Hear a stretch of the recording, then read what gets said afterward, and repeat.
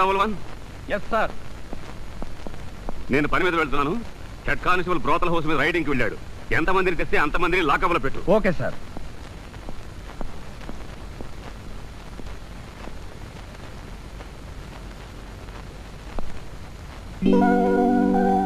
మరదల ప్రేమ వరదల నీ దగ్గరికి వచ్చేయాలండి, కానీ బురదల ఈ డ్యూటీ ఒకటి.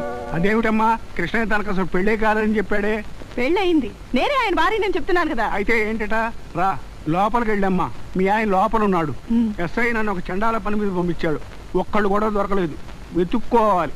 కృష్ణయ్య, ఓ కృష్ణయ్య, ఎవరొచ్చారో చూడు. థ్యాంక్స్ అండి. No mention. Head constable brothel house మీద రైడింగ్కి వెళ్ళాడు. ఎంతమందిని తెస్తే అంతమందిని లాకప్లో పెట్టు. బ్రోతల్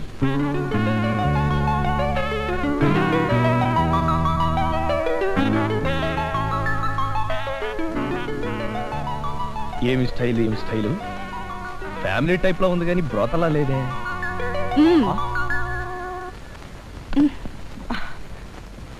ఏంటా చూపు, ఏ ఊరు మందై? ముందు నీ సంగతి ఏమిటో చెప్పు. టేబుల్ దిగు, ముందా టేబుల్ దిగు. దిగకపోతే ఏం చేస్తావట? అమ్మా, ముదురు కేసులా ఉంది. ఇంటికి రాకుండా తిన్నగా ఇక్కడికి వచ్చినట్టు నీ ఉద్దేశం ఏమిటి? నీ ఇంటికి నేను రావాలా?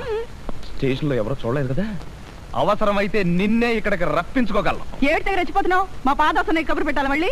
పాత దాస వాడేమన్నా రౌడీయా? అడ్రస్ చెప్పు, కాళ్ళు కీళ్లు విరిచేసి తీసుకొని స్టేషన్ లో పరేస్తాను. అసలు ముందు నువ్వు లోపల పద. చేయకపోతే ఏం చేస్తావు? నాకు మూడు వచ్చేస్తుంది, నీకే ఇబ్బంది. మెడకి మూడుకి సమన్వయం ఉందబ్బా. కిట్టు, కిట్టు, ఏమిటలా అయిపోతున్నావు? నీకేమైనా ఫిట్స్ జబ్బుందా? నా మెడ మీద చేసి పెడితే నేను మెల్ట్ అయిపోతానని నీకు తెలుసు కదా. నువ్వు హోమ్ మినిస్టర్ గారి ఇంటి దగ్గర నుంచి వెళ్ళిపోయి ఇక్కడికి వచ్చి జాయిన్ అయ్యావని తెలిసి నేనే వచ్చేసాను. నీ ఆయన స్టేషన్ లో ఉన్నాడని హెడ్ కానిస్టేబుల్ గారు చెప్పేదాకా నా మనసులో లేదు. నువ్వు కానిస్టేబుల్ కృష్ణ భార్యవా? కానిస్టేబుల్ కృష్ణ ఎవరు అన్నట్టు మాట్లాడతావేంటి? అవునవును, నేనే కానిస్టేబుల్ కృష్ణని కాదు. అవును, నేనే కృష్ణని. ఇంకా నేను లాకప్లో పెట్టాను కాదు. అసలు విషయం బయటపడి ఉంటే నేను శాశ్వతంగా లోపల కూర్చోవలసి వచ్చేది. ఏమిటి అదలా మాట్లాడుతున్నావు? అయినా ఆ ముక్కు జబ్బు ఏమిటి కొత్తగా? నిన్న రాత్రి శివరాత్రి కదా, నైట్ డ్యూటీ చేశాను, ముక్కు జబ్బు వచ్చేసింది. సర్లే, ఇంటికి వెళ్దాం పద. పద.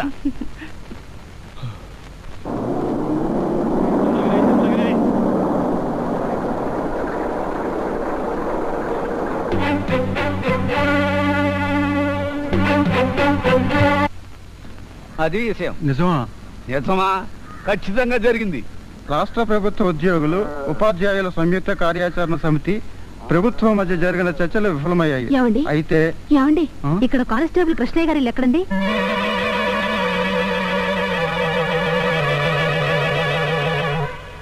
ఏ తీరుగా నన్ను దయచూచదవో ఇనవంశోత్తమ రామ. ఓయ్ నాతరమా మాయ సాగర మీదను నలిన దళేక్షణ రామ.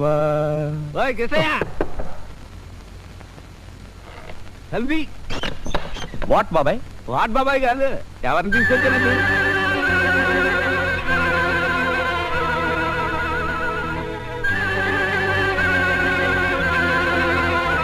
ఎవరండి మీరు?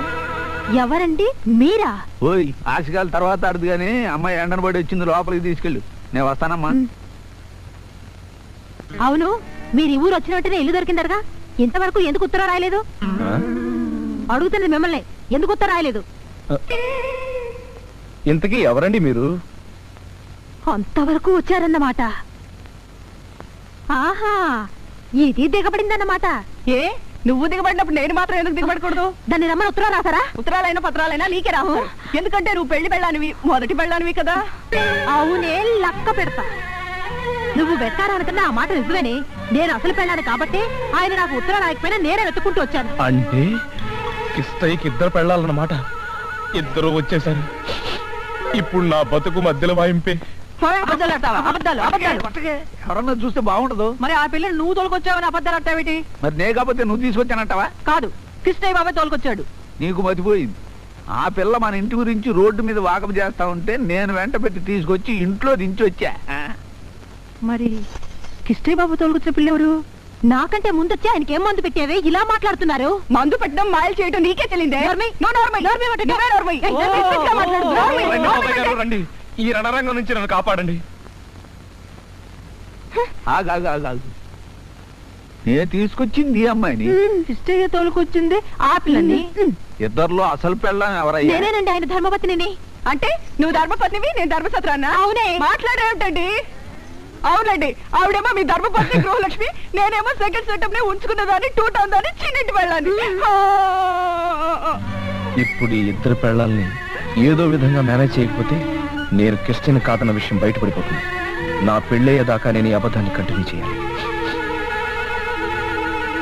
ఏటగా ఈ పిల్ల అట్ట ఎడుతుంటే నువ్వు ఉలుకు పలుకు లేకుండా వాత వచ్చిన గేదలాగా అట్ట సూత్తా నిలబడిపోయావు.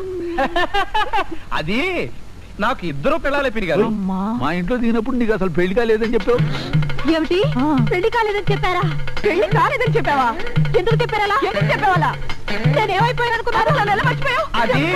అది ఒక పెళ్లి కాలేదని చెప్పాను, ఎందుకంటే నాకు 2 పెళ్ళిళ్ళు అయ్యాయి కదా. అలా చెప్పండి. అలా ఎందుకు చెప్పాలి? ఇంకోలా చెప్పు. ఓహో అలాగే చెప్పండి. ఇంకోలా చెప్పు.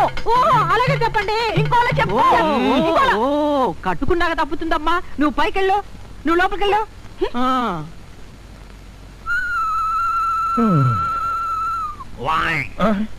అవును, నీకు పెద్ద వయస్సు లేదు, గొప్ప బాడీ గారు, ఇద్దరు పెళ్ళాలని ఎలా మెయింటైన్ చేస్తున్నావా? ఈ గొడవంతా నీకెందుకయ్యా? నువ్వు కూడా ఇంకో దాన్ని ఇంటికి తెద్దామనుకుంటున్నావా? మొహం చూడు, మొహం పొట్టిపోయిన గేదలాగా. హోరి దేవుడు, ఆవిడ లంకిణి, ఈవిడ శంకిణి, వీళ్ళిద్దరితో ఎలా వేగాలో ఏమిటో. ఏమండి?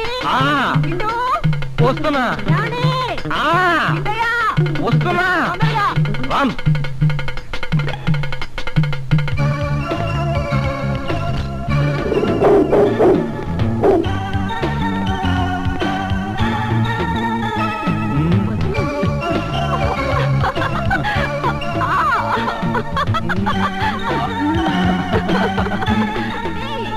ఇల్లు దోసుకోవడానికి ఇదే మంచి అవకాశం.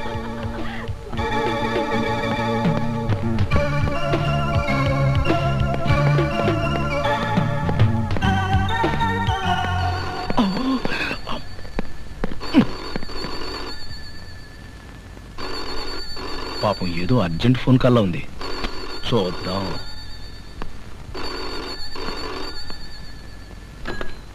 హలో, సుబ్బారావు గారు ఇల్లేనండి? ఆ విషయం మీరు చెప్పాలి. 21066 అండి. Correct correct. అయితే సుబ్బారావు గారు ఇల్లే. ఆయన ఒకసారి పిలుస్తారా? ఆయన ఒక ముఖ్యమైన పనిలో ఉన్నారండి. పోనీ వారి మిస్సెస్ పిలవండి. అదే నాకు మండుద్ది. వాళ్ళిద్దరు కలిసే ముఖ్యమైన పనిలో ఉన్నారు. ఒక గంటకు ఫోన్ చేయండి. అలాగే. సో మనశ్శాంతిగా దొంగతనం చేసుకునేవారు కదా.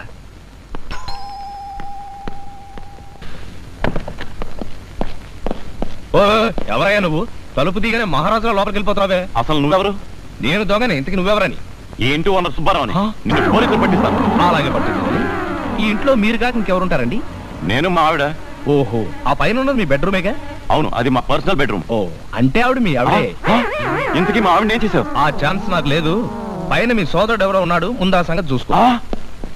అయిపోయాడు.